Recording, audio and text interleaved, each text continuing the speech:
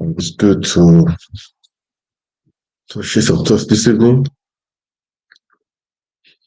Uh, Today will be on a very quick, oh, very quick. Okay. Just on high level. Okay. Yeah. Yeah. All right, guys. Today we will talk about the not too much on the Supreme Court judgment that happened yesterday. Yeah, yesterday. Really, I don't even know why the governors they are attacking Tinubu. I don't know. I don't ask if they're attacking Tinubu. That means the executive have influence over the judiciary. That's just what they are trying to imply. It's supposed to be different bodies, judiciary, executive, and legislative are different. They're attacking him for not interfering. I don't know that. I never knew that Tinubu is also a judge. It we call judge or the chief justice of the federation. So it just shows that the system is really bad. Okay, the system is really bad. We should find a way out to make sure there will be no interference on let's assume the court there. There will be interference from the executives. They should not interfere. These are different bodies, different organs of government. So I just saw the videos attacking him, attack the president, attack the president. I was not wondering why are they attacking him? Why are they attacking him? For what? Because they said it not interfere. It means we Nigerians we need to grow up. Oh. That's what I would say because the executives around is supposed to be different from the judiciary. So I don't know why they're attacking him. Just imagine the Plateau State governor was so proud, so happy, thanking Mr. President for not interfering. Kano State too, the same thing. I think Kano State they could not even try it. If they have tried it, there will be bloodshed in Kano State. They wouldn't have been able to try it, but if they have tried it, there will be bloodshed in Kano State because those people they are not like obedience that are quiet. Obedience they stood their mandates and they were still quiet. Kano State people, they are not like that. Oh. If you try them, they deal with you. Fire for fire. It's like that, fire for fire. These people, this is what they need. This is what they want, all these politicians. Fire for fire. They don't cool down. There is no need to, there is no smell. There's no smell. There's no smell. So they knew that if they had changed the outcome of the election in Kano State, I know Kano State would have been burning by now. Would have been burning by now. That was why they did not try it. So I don't know why the other governments are just tackling Tinubu for. It's not a speaker, it's not a lawyer. It's not so because they know that definitely they always influence they've been influencing the outcome of the judiciary. So we should find a way out, man. And I dare to say, coming SR 2027, there will be elections, all those stuff. There is no need for people to contest to the Labour Party. If with this what is happening with INEC there, all these people there is no need for you guys to go and contest for election. There is no need because it's still corrupt. It's the same people that are still there that are still there. So what makes you think that 2027 will be better when they openly stole the election from stole the people's mandate? I'm not talking about I'm not saying my own no, because it's appealing is somehow is nonsense. See what is happening is actually nonsense. Is annoying. Okay, it's annoying. It's annoying. It's annoying, man. It's annoying. Okay, just imagine this guy. Imagine Okay, the governor of, let me start with the governor of Kano State. I know his part was peculiar, as per say, he knows that if they turn the election around, definitely his people will riot and there will be bloodshed in that place, you know. And that one, we all know that if they try it, it will happen. I don't wonder, even the governor of Plateau State, people, his town was burning, people are dying, we were raiding villages, communities. He didn't care. He went to Abuja to go and be meeting the governors and be bombarded for TINUBU. Maybe that was what he was doing it so that they will not interfere in the election, so that they will not take away his mandate, so that the Supreme Court will not rule against him. Maybe that was why all this why he was doing all this stuff. But it's damn too bad, okay? It's damn too bad. I mean, it's damn too bad. Anyway, let's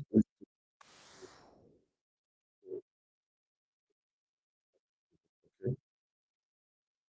And, especially for the support this to our Kano State governor, administration. okay? Thank you, Tinubu. Ladies and gentlemen, at this juncture, let me specifically register my sincere appreciation and that of the good people of Kano State to His Excellency, the President and Commander-in-Chief of the Armed Forces of the Federal Republic of Nigeria, President Bola Ahmed Tinubu, GCFR, Jagaban, and his Vice President, Alhaji Kashim Shettima, GCON, for their statesmanship, leadership, and their respect for democracy. Their refusal to interfere with the proceedings of the Supreme Court, in spite of the huge and persistent pressure from vested interests, is a testimony to their respect for the core principles of democracy and the rule of law in Nigeria, allowing the votes of the people to count and respecting the independence of the judiciary. It is therefore our fervent prayer that may Almighty Allah will continue to support our leaders wherever they are, to remain fair, just, and compassionate. I pray to Allah subhanahu wa ta'ala to continue to guide them as they steer the leadership of our nation into peace, security, and prosperity. For us here in Kano, I want to assure them. Well, that was the governor of Kano State. Now, I mean, governor of Plateau State. All governors, they were all just saying thank you, thank you, thank you. Why that? I don't know why they. I see no reason why we did that. Thank you, thank you, thank you, thank you. There's just no reason. Thank you, thank you. Anyway, I don't, I don't even know what to say for now. It's painful for. Let me say to the governor of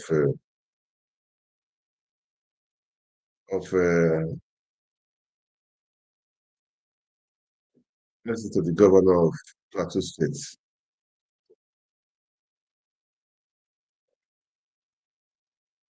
Cherry.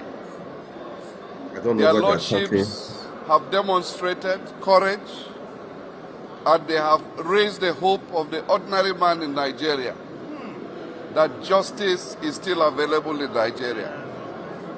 I want to thank Mr. President for showing himself a true Democrat and not allowing the space, the political space, to become intoxicated. He has also shown that he is also a beneficiary of the people's votes and that he will also always allow and support the judiciary to perform its role. I want to thank the people of Plateau State who have stood by me I want to Um, thank Nigerians who have stood by us. I want to thank the international community that have also insisted that the votes of the people must count in Nigerian democracy. I want to thank all of you and I say God bless. yeah, that was Governor TINUBU. Taking for not vote, I don't know. Because the Supreme Court did not rule against them. But Tinubu did not interfere. This is what I have been saying. This interference of the executives on judiciary is not the right thing. We know they'll be doing it. We know they'll be doing it. It's time for us to talk. You know, you have to talk. Enough is enough. Enough is enough. And you guys think that in 2027 there will be elections and you can come up to win like that, just like that, being obedient or not be not fire for fire. You are joking because as it is, you are just joking. Seriously, as it is, you are joking because you can see what is happening, man. You can see what is happening. They did for Kano State. They cannot try it. Had they been they turn it, that place will be burning. I will repeat it again. That will be burning. So they just know, oh, please, so let's maintain because the pressure was much. The former dollar man there wanted to turn to APC. But the people of Kano State, they will not agree. Nigeria had elections and it was turned around. It was turned around and the obedience were quiet. The people were quiet. We went out to vote, they took your vote, you were quiet. The pity. It had been is the kind of people that are in Nigeria, this as it was spread in Nigeria. Do you think that will happen? It will not happen. It will not happen. I respect people of Kano State, man. I respect you guys. I respect you guys. You guys are strong. Okay, just okay. Let me look. Let's call a spade a spade. It was the same. Don't think you can just be like that and win the election, no. Because as it is, the INEC people are still there. There are these people that are still there. The same INEC that stood that did nonsense, that are still there. Nobody is talking. What do you expect to? What do you think will happen in the next election? What do you think will happen? You guys won't be joking, man. You guys won't be joking. You guys won't be joking. You guys won't be joking. You must be joking, man. were all You guys returned. must be Kano joking. State, people of Kano State came out en masse.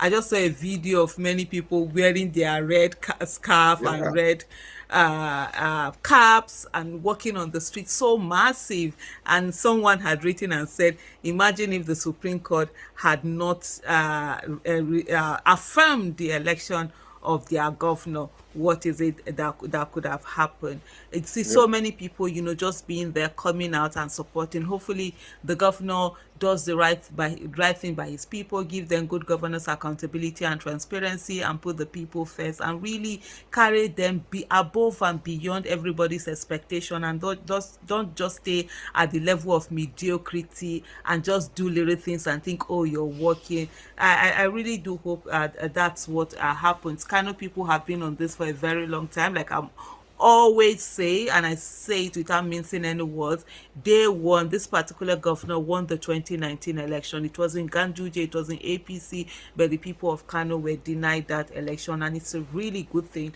to see now that the people of Kano indeed have gotten their election back. Their mandate has been allowed to stand. That's the way it should be. Election democracy where people's mandates do not stand is worse than a coup. I always say it. It is a coup in itself when people. It's worse than a military coup. Civilian coup is actually worse, where Yeah. people have put Let their me read mandate them and then out you subvert the just will of the people. You subvert the mandate of the people. You take away their just choices. That's really heinous. No matter what it is, people must be allowed. yeah, yeah. That was just part of um anyway, guys. It's just for us to let you guys know, man, that we all need to stand up for our rights, okay? For our rights, seriously. Don't wait to them. The voice of the people has the say. We have the say. People have the say. It's not INEC. If the people vote and their vote is not counted, you can imagine in Kano State what look, those guys were ready. They were ready. They were ready because they voted. They were ready to come up and fight for their rights. And fight for their rights and take it back. They were ready. Anyway, today I have to go and watch. Let me just do this one. Because today now the better educate. As I said before, for personally, we should look critically and know what really happened. She may not be correct, okay, but let's look at it critically. As I said before, the Harriman that took 44 billion naira under 5 days to help personal account and account of family, her case is even down. Her case is not even up. But the person that paid 440 million naira to somebody's to one of the person's accounts, that is what is going on. So let's be smart, Nigerians. Let's be smart. And that one, and they said it has brought some money. I mean, about 33 billion naira back. But let's be smart. 44 billion naira and 440 million naira. That is, it's over 100. It's over 100 times bigger than the one of the better edu. But now, all the newspaper, everybody, they have to have a better edu, better edu, better edu. Let's be smart, guys. Let's maybe into this. I would say it's a setup. Maybe she made a mistake. I don't know. Maybe I think it can happen, but let's be smart. Okay. Maybe people are fighting her back. Who knows? Commissioner fighting back. Well, interior minister, is he was involved. What is happening? Total investigation. FCC should invite that interior minister, not him go and meet the president. The president is not the police, and yes, he's the commander in chief, but EFCC should invite the interior minister. They should invite him for questioning. Because these people don't trust him. He was one that said, hey, off the mic, off the mic, off the mic. This was the one. So you can see seeing people move up and down. They are rotating them. They move them from here, put them out of the National Assembly, from there to commissioner, from there to governor, from there to chief of staff, from there to same people. And Nigerians are just there, quiet and looking. Anyway, let's better the case. Let's go there. Let's just a few analysis. And then let's just listen to the better case. Let's know what is happening. What is the cause? What is? Let's just analyze a few things about that one. Then I think we're gonna call it a day. All right. Just let's watch. Let's write down that one. Um,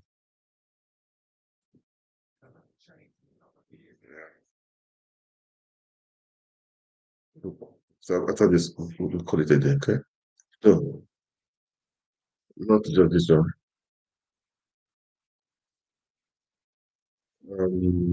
Okay. Let's let's listen to this. And poverty alleviation. The dust is yet to settle in that ministry as the AFCC continues investigation into the alleged approval of 585 million naira by the suspended minister, Betta Edu. The commission is also looking into her predecessor, into activities of her predecessor.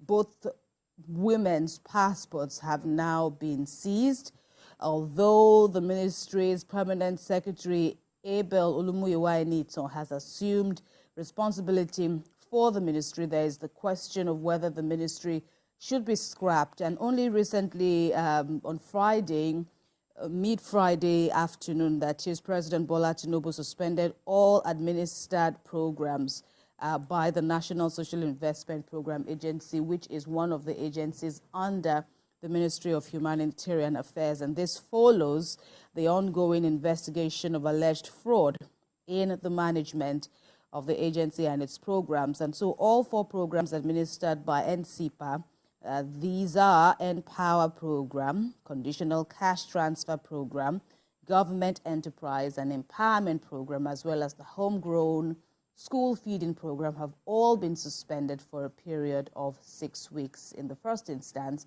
the President raising significant concerns regarding operational lapses and improprieties surrounding payments to the program's beneficiaries, Emmanuel. And this is such an unfortunate situation when you look at the theme, the idea behind programs like this, the idea behind the creation of this ministry. It's a young ministry when you compare it to others that have been on ground for so long, but it came on board under the Buhari administration about 8 years ago, and then the TINUBU government also took it upon itself to inherit that ministry, gave it a kind of a new name, poverty alleviation, top on the government's minds, of course, and the issue of humanitarian affairs. There are so many issues, pertaining to humanitarian crisis. Many people, millions, hundreds of millions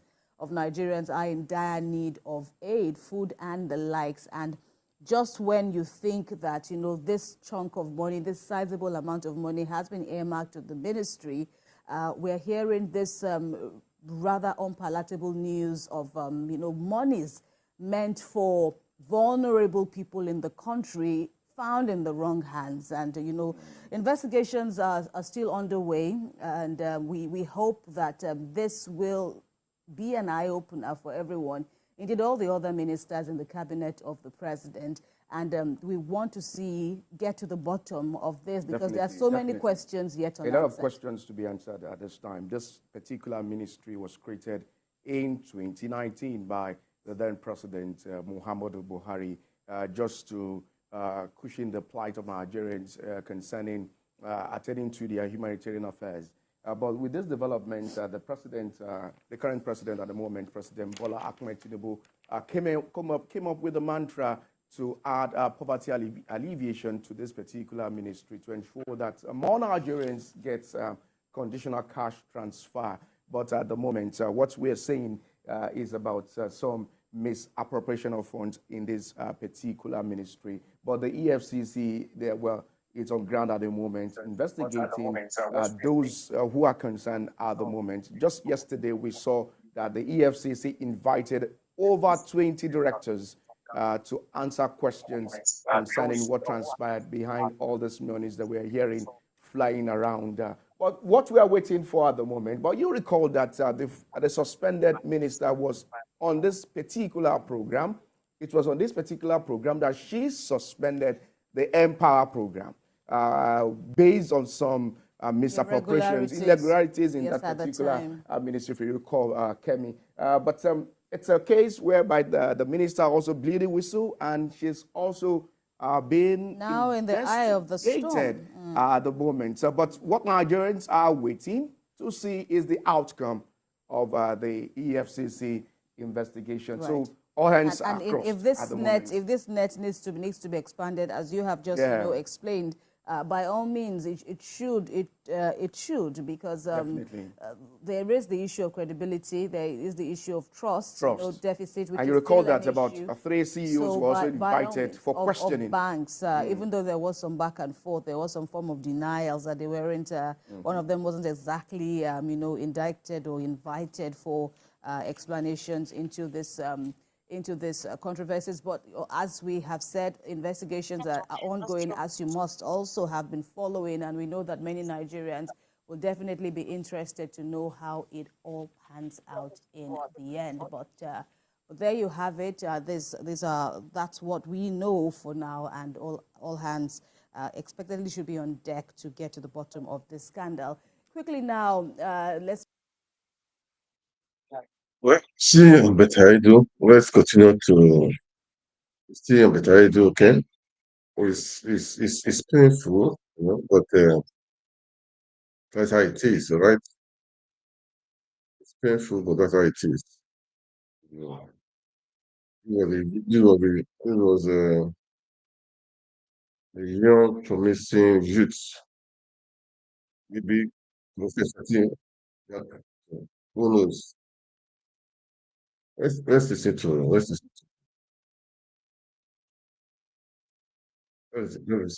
to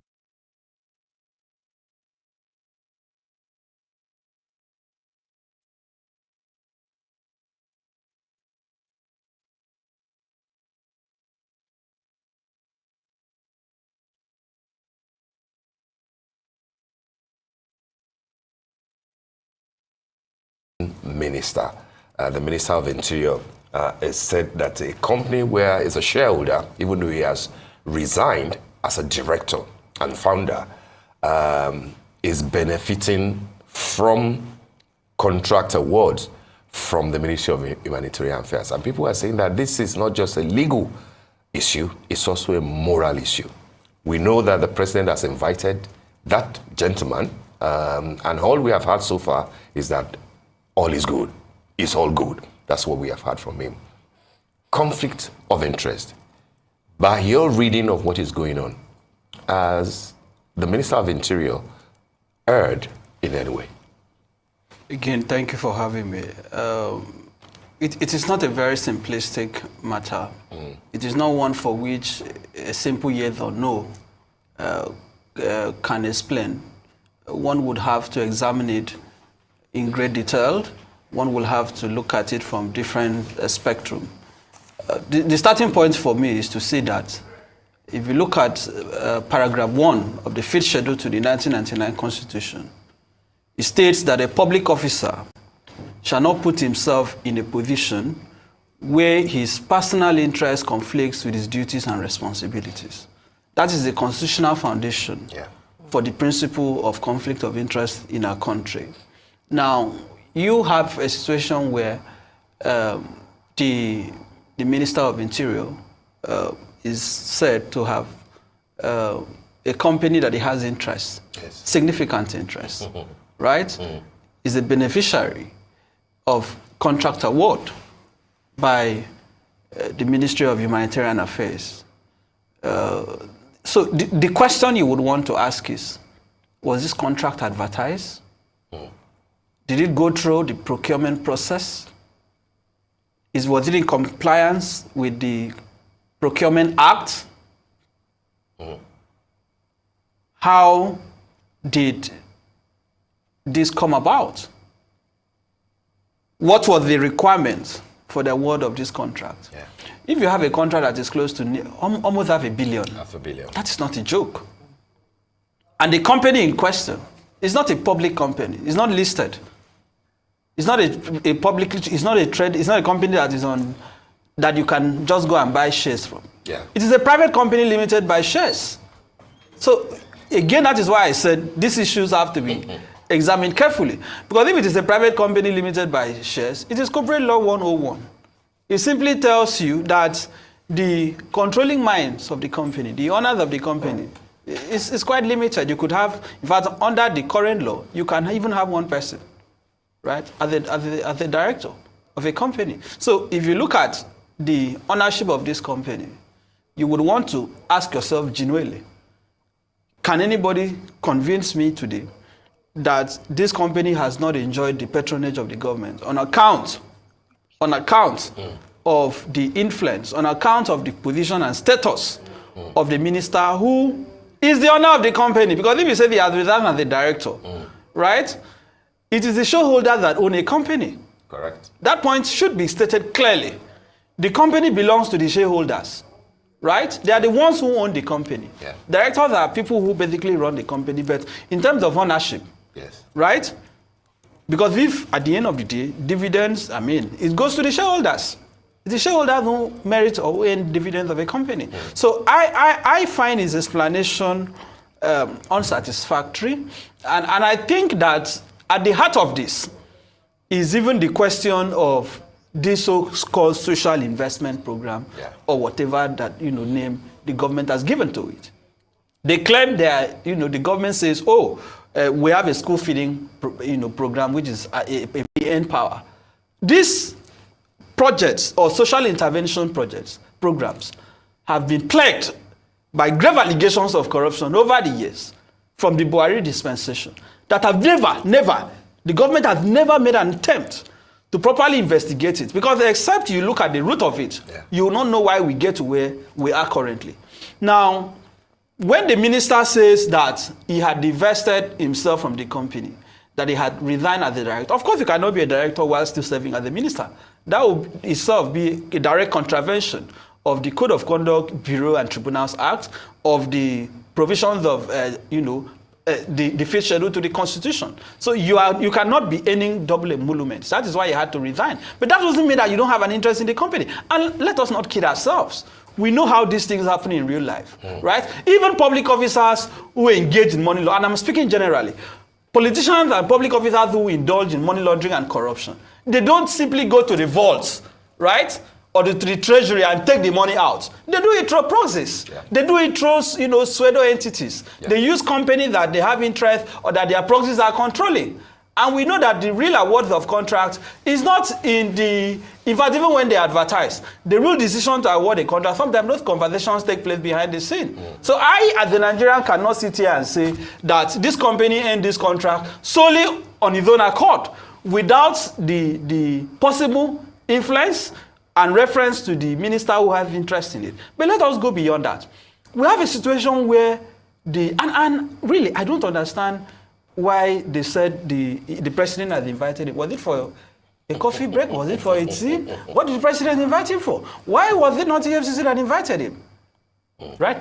I commend the Minister of Interior, for the reforms he has tried to introduce in his ministry. Yeah. In terms of the ability of Nigerians to get passports, he has really done. I mean, one can concede to him. He has done well. He has done well. To be the shining star of the cabinet. Which is why this is worrisome. So if he, with the track record he has tried, with the direction he has tried to take in his ministry, if they mention this scandal, how about the ones we've not heard of? So I want the president to go beyond this window dressing. Let us have an audit.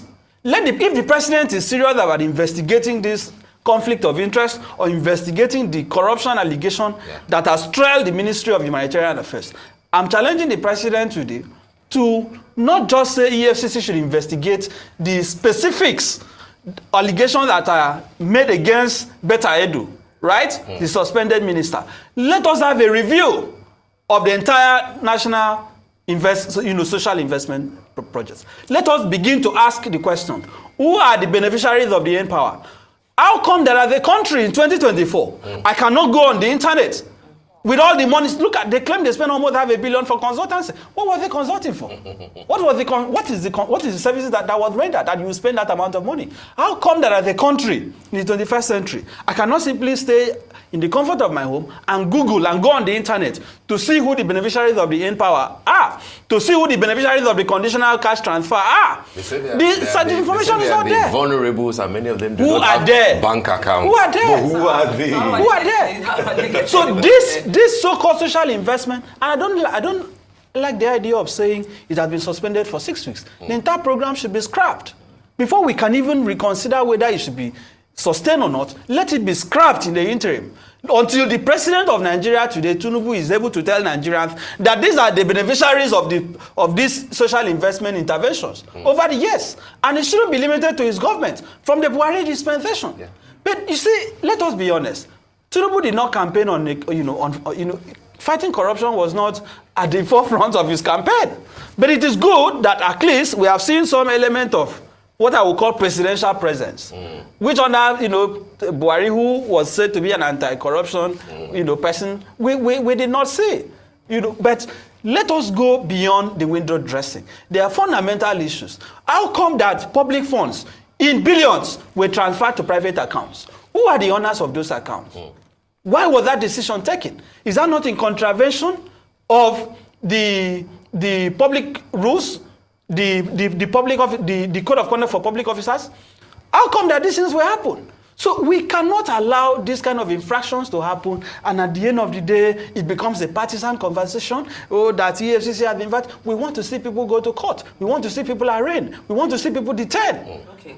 So, Mr. Efron, let me come in here. When we look at the minister's explanation that he resigned as a director, but of course, still remained a shareholder in the New Planet Project company, I believe.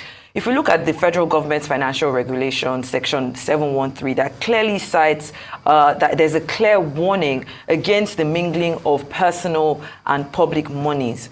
Given his position and experience, and I'm even going to make a reference to even Betta Edu, who has now been suspended, overlooking such a fundamental regulation, should that in itself be reason for suspension? Because, like you said, why is he still being invited over to the president's office? This is clearly a breach in financial regulations, in mingling of those monies. So, should suspension first be something that you would I say spark confidence in Nigerians while the investigation is going on? Look, it is not a difficult thing to ascertain, right? You've asked a very sensitive question. It is not a difficult thing. The question is there a political will to really fight corruption? Because if the political will is there, what does it take? Simply call for the account statement of the company. Demand for the account statement, where this close to $500 million was transferred to. Let us see it. When that money got into that account, was it moved to other accounts? Right? We call it trailing the funds. Follow the money. When this money was paid to this company, this New Planet Limited, was it moved to other accounts? That is the question that the EFCC should be able to answer in 24 hours.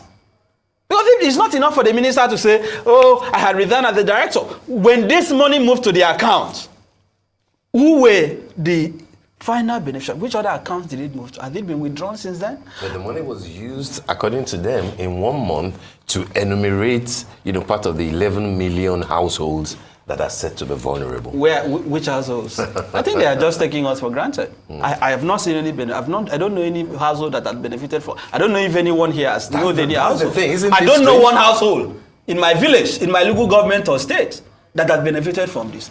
I am aware that look, let's not kid ourselves. This so-called social intervention has basically become a tool for political compensation, right? Because when you have people appointed into political positions based on patronage as a way of compensating them for the role they have played in your emergence, they see that, look, it is my right to take public funds. That's the way they see it. Why will you have public funds being transferred in billions at a time that inflation is killing the country, at a time that the National Security Advisor Nuhu Ribadu has said that the country is bankrupt, at a time that our debt servicing is nothing to write home about, at a time that we are borrowing to service debt? We borrow to repair what we borrowed earlier. We are still hearing billions, hundreds of millions. These things can look like a joke, but it's not a joke. So let the president of the country come out today and say, yes, I am honest about this investigation. I am giving the Minister of Humanitarian Affairs 2 weeks to publish on a public platform, publicly accessible platform, all the beneficiaries of this social intervention since they were initiated under the Buhari administration. Because they are public funds. If you don't do that, then you are wasting our time. You're wasting our time. So this explanation by Betta Edu, by the Minister of Interior, they are not satisfactory. Nigerians are not satisfied with it. And the other aspect is even the amount. Inflation of contract. What sort of consultancy did this company offer for close to $500 million? What were they doing? Because if you say consultancy, I can sit here and give advice and just talk. That is consultancy services. Most times it is intangible. Consultancy most times is not something that you can lay your hands on. So what exactly were the services that were rendered for the amount? And who set this amount? Did it go through the board? Right? Who determined the amounts that were paid by the Ministry of Humanitarian Affairs? What was the position of the Accountant General of the Federation? What was the position of the Ministry of Finance? These are the questions that Nigerians must be told. But guess what? I have a feeling that if this investigation is thorough, Nigerians will soon realize that these two individuals, they are just the spotlight of the scandal. There are a lot of people who will be involved. You believe that's just the tip of the iceberg? Oh yes! That is what it is! There are at least 2 companies listed there which got money like the New Planet project, but they're practically untraceable. Yes. Not just untraceable. Not just untraceable. Some of them don't even have an identity, right? Some of them, when you take what we call what we call the object clause. When a company is incorporated, you have the memorandum and the articles of association. Yes. When you look at those documents, you are supposed to see the object clause. What was the company incorporated for? When you look at the purpose for which these companies were incorporated, they even have nothing to do with the contracts awarded to them. So this is a country that has made corruption a national culture. And I'm saying that has to change. That has to change. And let us stop the dramatization. Let us stop the dramatization. Now it has been proven, it has been admitted that funds were paid to private accounts in violation of the financial regulations of the federal government. Therefore, I think that is enough for us to begin to see serious action in terms of prosecution. Because if at the end of the day, President Tinubu comes back to tell us, oh, we have investigated, the Minister of Humanitarian Affairs, even though she might have acted unethically, blah, blah, blah, blah, she's therefore reinstated. So what was the whole point? I personally don't think she's going to be recalled anyway. I don't think she's going to be recalled. But what I'm saying is that, is the Minister of Interior, is it the only person that has interest in a company that benefited from the largesse, from the humanitarian affairs? I think Nigerians and the media should help us look into that. Yes. So that we don't go back and say, oh, one minister that has interest in a company and that company got, which other minister? As a country, we don't have a ministerial code of ethics. You're aware of that? We don't. We don't have a ministerial code of ethics. In some countries, for example, in the US, the former Prime Minister Boris Johnson was removed for violating, ministerial code of ethics. Matters that you can't even be prosecuted for, merely ethical questions, moral requirements that you are supposed to comply with when you hold the office of a minister.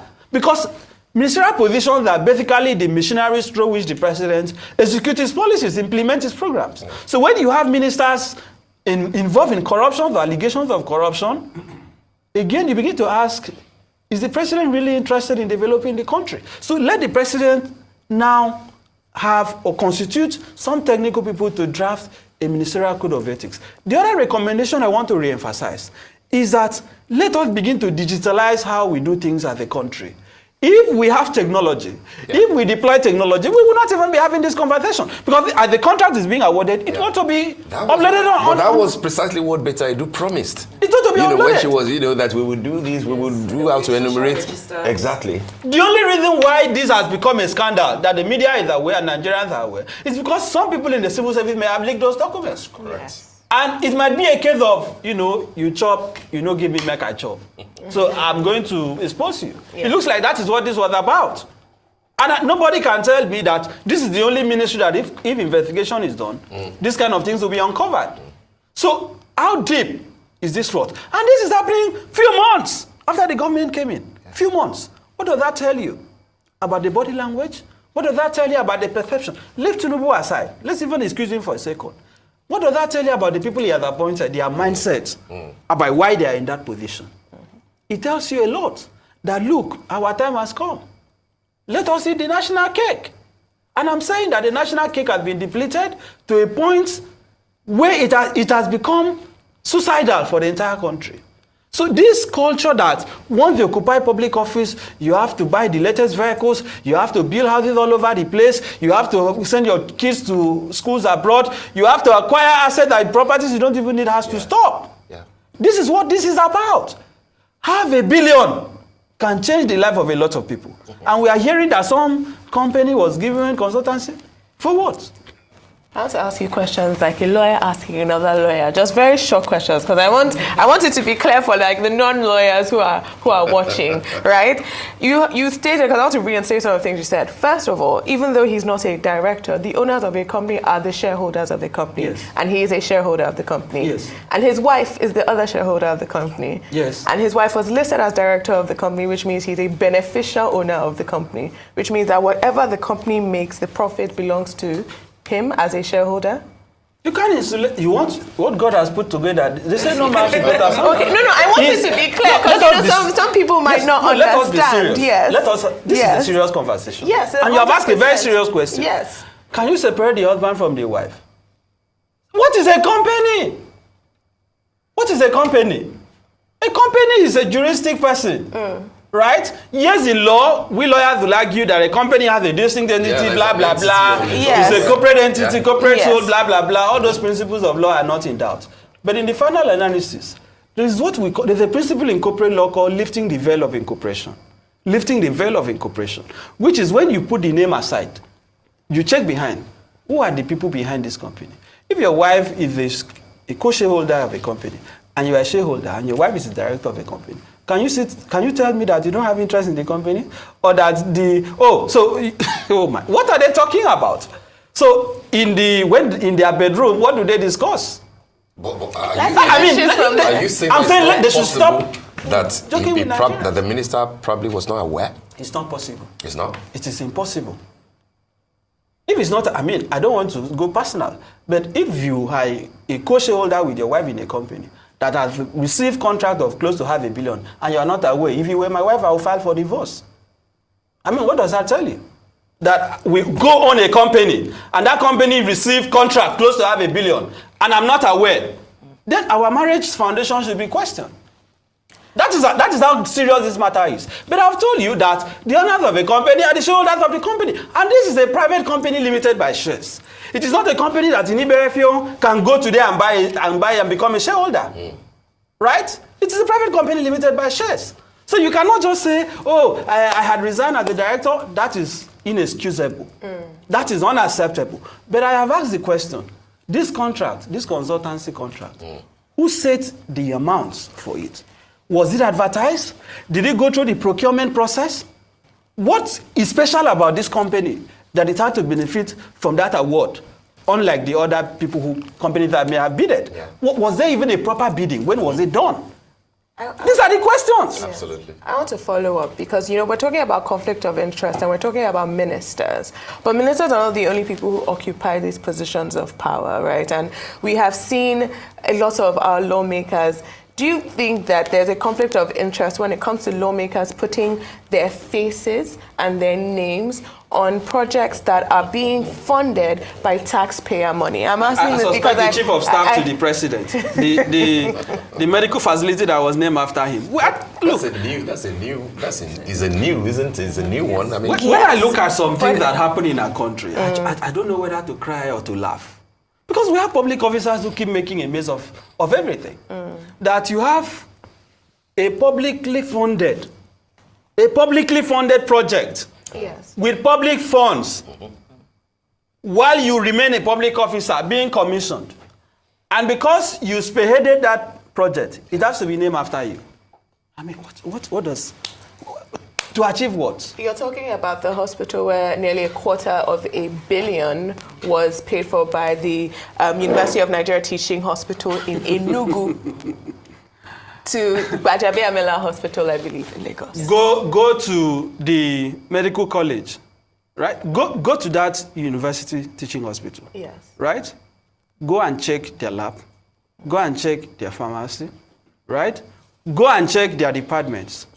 Do they have the needed facilities? What does that even tell you? What is the business? Why should that kind of project be cited in Lagos by an institution in Enugu? What are they telling us? I don't understand. These are absurdities that we have normalized as a country. What is the business of Enugu University Teaching Hospital with a project in Lagos State? How was this even possible? And why is the name of the chief of staff on the project? To achieve what? Does it belong to him? And the man is not scandalized. He's smiling about it.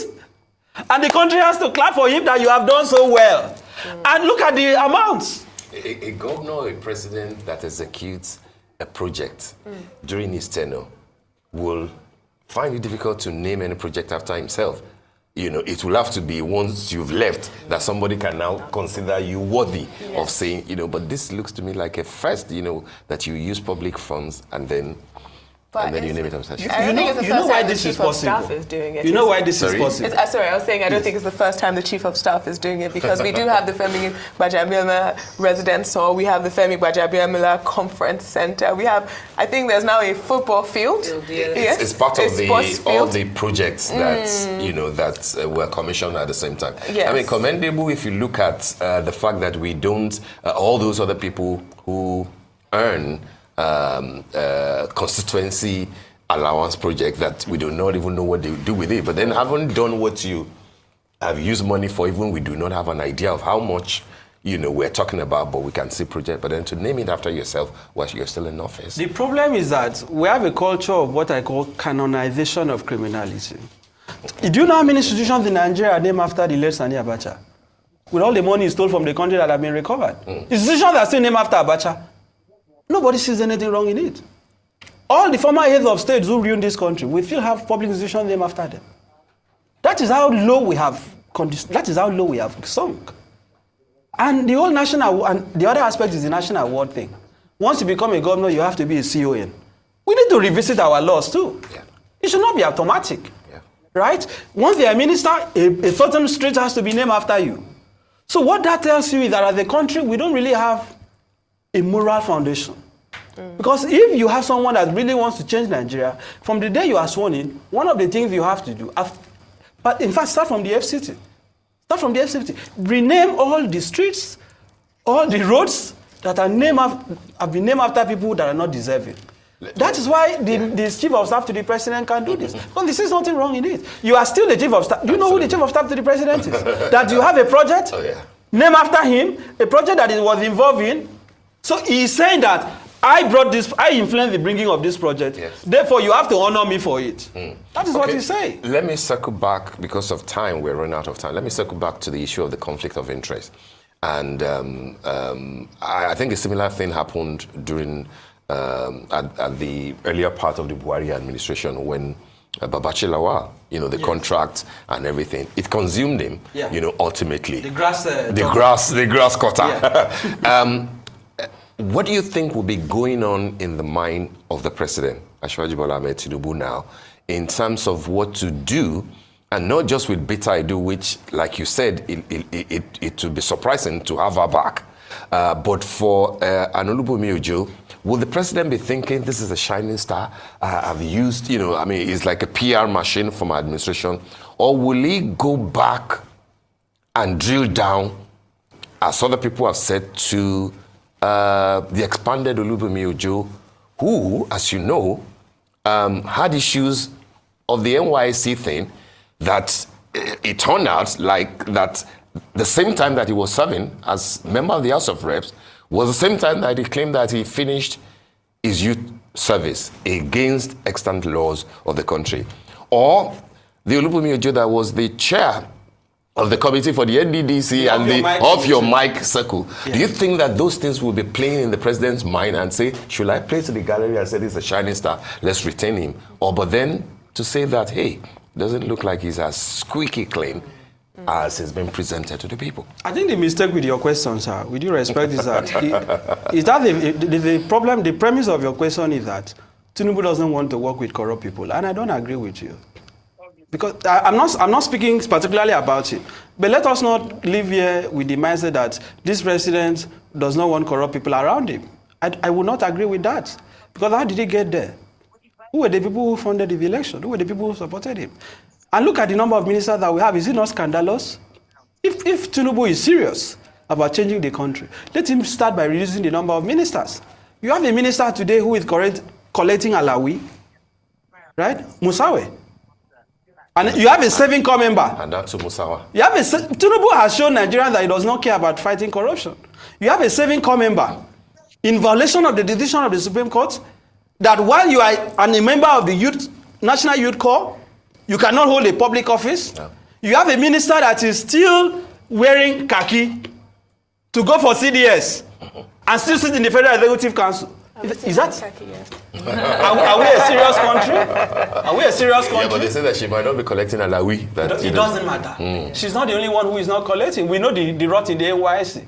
We have ghost corps members, people who have never been to their PPA, the place of primary assignment, right? They just sit somewhere, somebody. We know these things. It doesn't matter. But I'm saying that when you look at the bigger picture, this is only a problem because it has been exposed. I don't think this is a problem for the president because it actually happened. I think this is just a face-saving thing, but I don't see him firing, the minister. I don't see that happening. You think he will survive it? I think he will survive it. But at a minimum, what I expect the president to do, Because you know, you must also concede to him, he has done commendable things trying to reform how we get passports. I mean, I like some of the things he has said. Yes. He sounds like someone that has a lot of things upstairs to offer the country. Yeah. So I think the president will be in a dilemma. But I'm saying at a minimum, revoke the contract that was given to that company. Let the company, the money return to public purse. And now come up with a policy that if you're a minister under my government, any company that you have interest, whether as a former director or as a shareholder, will not benefit from award, will not benefit from contracts. Yeah. Can the president have the, well, does this president have the courage to do that? Because if he says that... If he does that, he will be stating the obvious, because that's what the law says. Yes, but I'm saying, does he have the intention of doing that? Right? Does he have the courage to do that? Yeah. Does this president really want to fight corruption? Right? Because you have people who have been accused of corruption that he has appointed as a minister, from the legislative arm to the executive arm to even the political party, the APC. People that should be standing trial, people with ongoing active corruption cases with the EFCC. Do you really believe TINUBU wants to fight corruption? I think in the coming months will tell. Yeah. The coming months will tell. Yes, we've run out of time. I just quickly want to ask you what you think when we look at the systemic corruption within the Humanitarian Affairs Ministry, now with Better Ado, and of course with Sadia Umar Farouk. Should that ministry be scrapped? What is the purpose of the ministry? What is the? I mean, send out to the IDP. How many people have they taken out of the IDP? They said they want to alleviate poverty, but the country is getting poorer. A humanitarian affairs ministry or a poverty alleviation ministry that has only imposed more poverty on the country should be scrapped. So not only should the president not return her, I am saying this morning that I do not see why we need that ministry. We have the National Disaster Management Agency also. Correct. So why do we need a Ministry of Humanitarian Affairs? All right, then. What is the humanitarian services that they are rendering to the country? I haven't seen it. Scrap the ministry. Mr. F. Young, thank you so much. I knew when you were coming with the fire. Thank you. We really enjoyed today's interview. We probably played that. Yes. I like his analysis, man. His analysis was just point blank. No going back. Just point blank. I love the analysis. Well, guys, that's Nigeria for you, man. There are things we need to do. Okay, we need to do. I hope someone somewhere is watching that can make some changes, man. We want a better Nigeria. That's what we are saying. We want a better Nigeria. Okay, but all the same, we cannot give up. I've always said Nigeria is a blessed country. We need to make it work. Who will make it work? It's you and I. Okay. But other people who will make it work. It's you and I that will make it work. Okay. Anyway, guys, Nigeria, man, it's so interesting. So many things are happening that you say to yourself, how did we get here? How did we get here? That's a question at times I will sit down and say, okay, how did we get here? It's painful and it's a pity that it's how it is. It's how it is. It's how it is. Anyway, let's hope for the best. Let's pray for the best. Let's go to pray for our country, okay? Let's pray for our country. All right. I know that Better Ado, maybe she made a mistake. She was a youth that was, I would say promising, with youthful energy. But along the line, maybe, I don't know, let's wait the outcome of the FCC and other stuff. But I know that people definitely they want to push her out also, okay? That one, I so believe, people want to push her out. What the 44 billion? That place is rotten. I can imagine I can take 44 billion under 5 days, 44 billion under 5 days, pay to his personal account and people's account, say it was a mistake. So what is why before then? I wonder how much are they going to her account by mistake. So we have things to do. They need to really, EFCC need to dig deep or dig deeper. Dig deeper, deeper, so that to fish out many things. Not only that ministry. We have all. It's like all of them, man.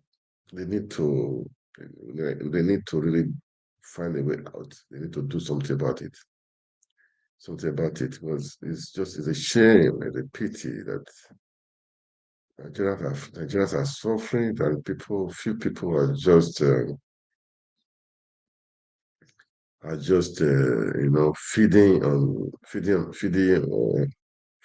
on people who are 200 million people. Just few are feeding on them, so which is bad, really bad, man, really bad. But when the head is good, the body will be good. When the head is not good, what do you expect me? What do you expect? Had it been the head was good, all these things will not be happening. At least they'll be scared to do something. They will just be scared to do something. But when the head is not good, what do you expect? What do you expect? Nigerians, they voted, but and his people said it's a lie. Why should you people enjoy dividends of democracy? Why should people enjoy? Nigeria is not right for that. Yeah. It's a pity. It's just a pity. It's just a pity. And it's painful. It's a pity. It's painful. It's painful. Anyway, that is part of it too.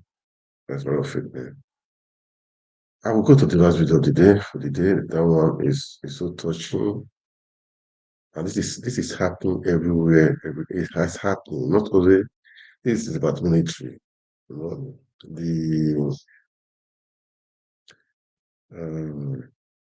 Before I play that, let's respect the military for what they are doing. Okay, let's respect the military for what they are doing. They are doing great with different things that is happening. They are doing great.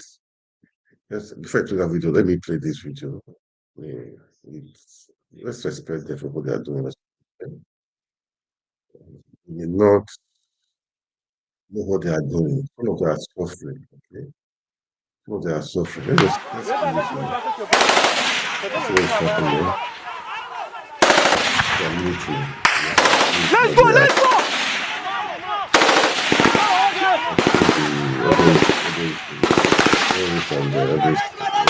Terrorists, fighting terrorists. Let's go now! They are running. Let's go! So let's keep them in prayer. Let's pray for them. Let's pray for them. But this Nigeria we found ourselves. The last administration also allowed people to from different places. Terrorists to come from different. They are coming back. Let's go. I heard those terrorists were exploded not before express in Nigeria. Not only in the north, so over the west.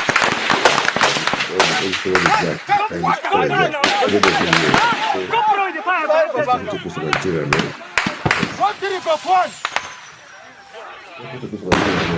We're ahead of you! Mario! That is too. Mario! Risky with national security is risky. And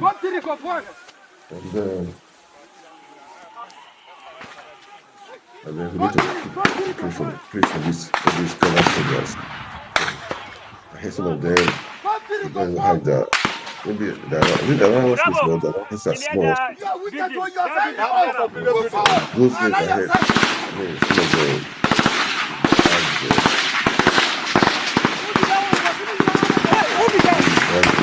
we don't have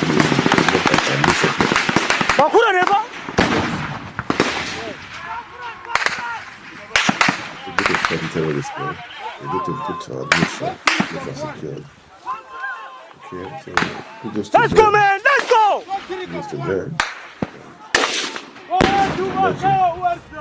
You are wicked. Come forward!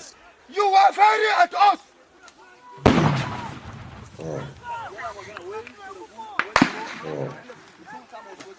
Hey, who put them on? Who put it on? Go trick of one. Move forward now, link up with me.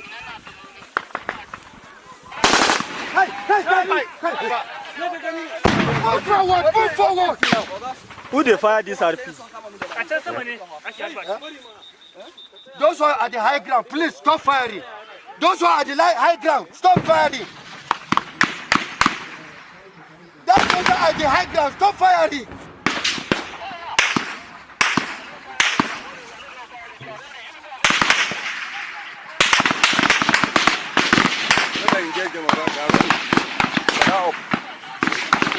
They can just do this. Come on.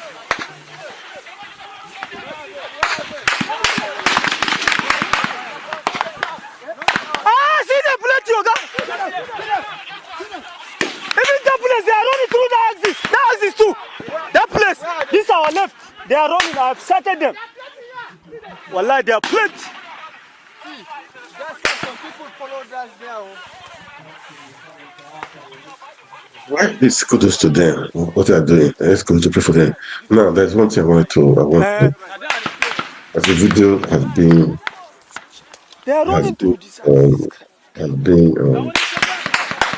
trending, that a military officer, a military officer, accusing his senior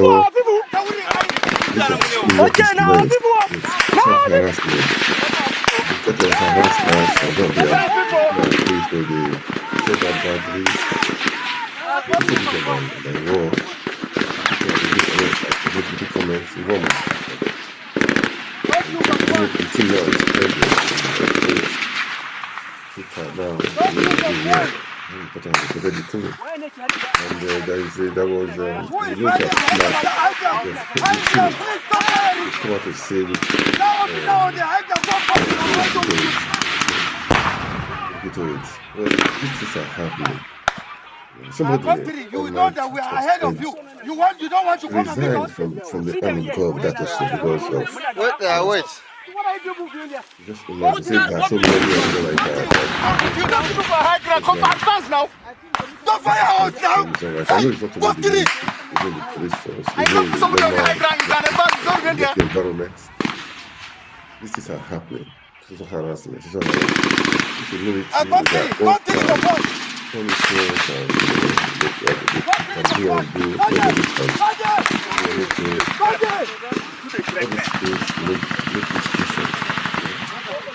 All this is making difference. That is just a thing. All this is making difference. That is why I'm going to play this video.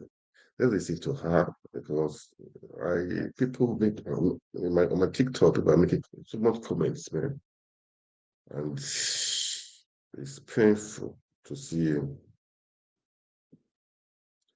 people suffering like this. It's not right for anybody to suffer like this. It's not good. At other times, it's not good.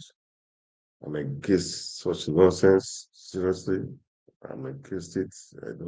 It's not good. Nobody will pray for his relation to be involved in such a thing. Or the daughter to invest in such a thing, threatening you because they are your superior.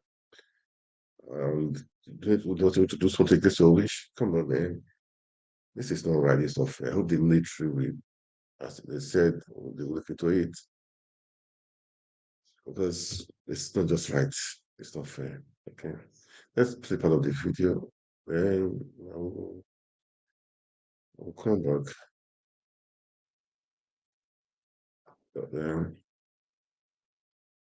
Let's play the video. Just to see that. Most of our senior officers, they are very, very. Even worse than Governor Sowolu. Let me not lie to you. So let me tell you one story. Before I will tell you this story, I know definitely they will come for me. They will lock me up and they will dismiss me. I don't care. I can't even endure again. This is painful, man. Before coming out to make this video, I can't endure again. I can imagine. I can't. It's too bad. So, I don't want to die young.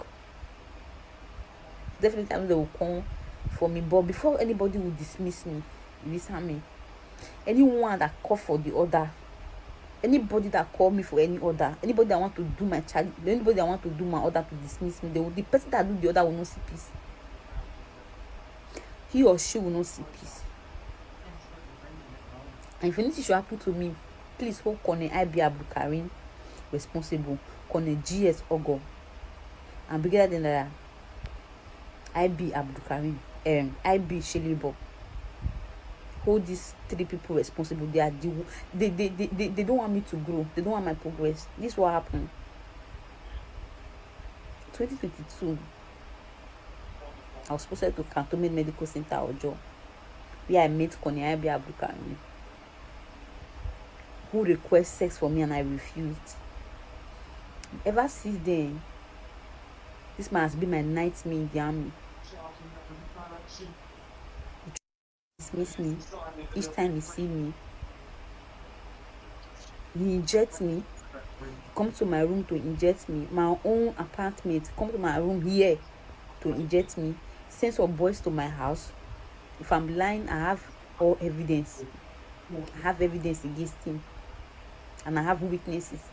Come to my house to inject me. He also stigmatized that I have mental illness each time I try to expose him, or each time any senior person, any senior officer trying to intervene, he will tell them that I have mental illness. He even wrote to DOA to board me out. He wrote to DOA 3 good times to board me out of army. He freezed my account for 1 year. He freezed my account February last 18 date, no salary. I cried to some senior officers. I wrote a petition using section 179 of the Armed Forces Act. This is not fair, man. I've seen so many officers, senior officers, junior officers to intervene, but none of them is giving me listen here. But anyone who's trying to intervene, he will tell them I have mental illness.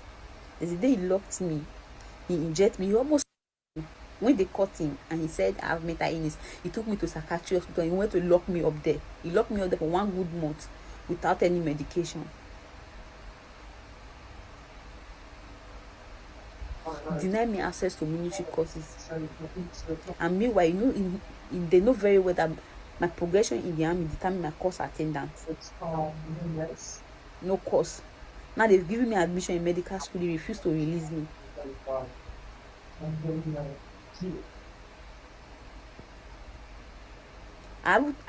There was a time I called my dad. My dad interviewed. He was telling my dad to tell me to obey the last order. What was the last order? For him to sleep with me. Deny me everything. I can't even go on pass to see my parents. No pass, no leave for me. No leave. But please, and please, if anything to happen to me, please hold them responsible. Hold Colonel IB Abdulkarim responsible, especially Colonel IB Abdulkarim, Colonel GS Ogo, Brigadier General IB Shelibo. Hold them responsible. They are my nightmare in the army. They've done everything to tarnish my image because they are all cosmates. I don't know why army will promote such and heartless people. I don't know what I've done to them. I don't know. I don't know what I did. Till date, I haven't collected salary. I can't even endure this again. I can't endure it. Let the worst happen. Let the worst happen. I don't bloody care.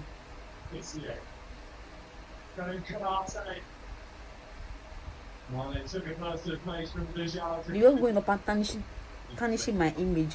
I can't go on pass. I can't go on leave. I can't do anything in the army.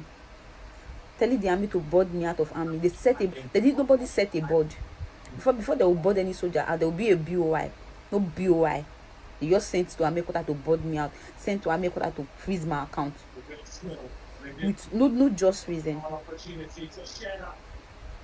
I've seen most soldiers with 1 leg. With no leg at all. With no eyes. But they are still in the service. But they decide to board me out because they don't want me to expose them. Please, and please, if anything should happen to me, please hold Colonel IB Abdulkarim responsible. Hold him responsible. Is my problem in the army. But I don't care if anybody want to dismiss me. Let them do their worst. So my dad kept on, trying to intervene and, but keep on telling my dad to tell me to obey the last order. Okay, as if that was not enough. Each time he feel like he want to embarrass me, he will ask some soldiers to beat me up. Want them to beat me up. He will inject me. He will ask a master one officer, Funke Ayeni, she's a female soldier. She will ask her to set me up. She will set me up. He will inject me and they go and throw me inside somewhere. At the end of the day, this Brigadier General IB Shelebo and some of those senior colonel, they will come to, they are now promoted to Brigadier General. They will come to that place and they will be videoing me. They will be videoing me. So countless times like that. So early this year, early last year, I wrote a redress. I went to military police. I went to legal service. They were using power. I could not do anything. It was all my effort. They were always wasted because they are more, if they have influence, they have power, and they are subordinates. So nobody want to listen to me. Anything they tell the senior people, that's what they will believe. So I went there, I wrote, and at the end of the day, when they set a BOI after the board of inquiry, at the end of the day, the medical corps were biased because they are the most senior officer in medical corps. They were biased. So I don't know why Nigeria will promote, or why Army will promote such bad people, so bad leaders. I don't know why Army will promote them.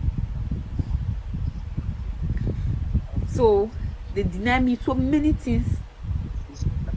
I'm not the only person, no, but me, I can't endure again because I'm not even progressive. As if I'm not even in the job. Colonel Ogo, each time any senior officer trying to intervene, he will send the border letter to them. Meanwhile, Army Headquarters have refused to approve the border letter because they said the border letter, I don't even know how they compose it. Nobody called me for any BOI. Nobody called me for any interview. Now only Jesus Christ now, I never see one-on-one. I've been praying to him for endurance, but I think I've endured enough for one good day without salary, no course, no pass, no leave, nothing, just the work. Kawaii. I've endured. I can't endure again. Let the worst happen. The worst is to dismiss me. And even person that dismiss they better pass me like this because I don't feel endure again. I'll be keep it quiet because of my dad, because of my family, my parents, but I can't endure again. Obviously this work not be for me. So each time anybody trying to intervene, they will tell the person I have mental illness. They'll continue to give me that injection. How do you want me to be happy when you are not paying me my salary? How do you want me to be happy when my mates are going on? Because even my junior that met me in the army going on, because I'm no progression, I'm not even growing. What do? I don't have anything to do again. I've done the normal procedure. I followed the normal procedure, the normal book army. Everything they asked me to do, I've done it, but nothing good is coming out. Now only God I know. I never see. I'm talking to God. I mean to say. Now only God I never see.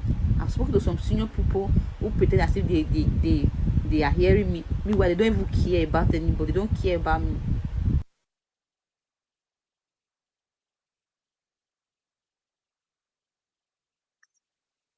Sad story, man. Sad story. Sad story, man. It's painful. And yet, story like this is so painful. Very painful. But that's how it is, man. People, they think they are superior. They want to oppress you. And nobody's doing anything. She said she has reported. She has talked and talked and talked. So right now, she's fed up. This is not like it's living. And she said she's not the only person. It's happening. And they cannot, even they are talking, nobody's listening to them. Thank you for coming out. Other people should come out also. No, but the person they die only once. And nobody is dying safe.